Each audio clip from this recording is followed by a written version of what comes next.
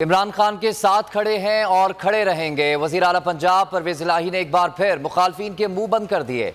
Twitter पैगाम में वाज़ेह कर दिया कि जिसका साथ देते हैं उसका साथ निभाते हैं। पंजाब असेंबली तहलील करने के लिए इमरान खान के इशारे के मुंतज़िर हैं। परवेज़ इलाही और मोनिस इलाही ने स्पीकर पंजाब असेंबली सब्तैन खान से भी मुलाकात की। सियासी सूरत हाल पर तफसीली मुशावरत हुई। असेंबली तहलील और आइनी सूरत हाल के टेक्निकल पहलुओं पर भी गौर किया गया। अपोजिशन के गैर आइनी हथकंडों का भरपूर मुकाबला करने के आज़म का अयादा किया। देखें, ये तो उनकी वालदा से इंशाल्लाह कराएंगे। अभी जो मुल्क की सूरत हाल है वो आपके सामने है।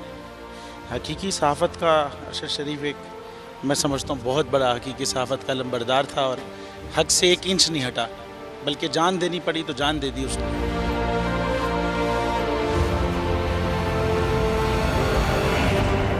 तो ये यादगार क्या हमारे दिलों में रहता है। ये तो सिर्फ एक दस्तक देती रहेगी यादगार। मैं समझता हूँ कि जो रुके तो कोहे गिरां थे हम, जो चले तो जहाँ से गुजर गए, रहे यार हमने कदम कदम तुझे यादगार बना दिया। ये अरशद शरीफ के लिए मेरे ख्याल है लिखा गया है।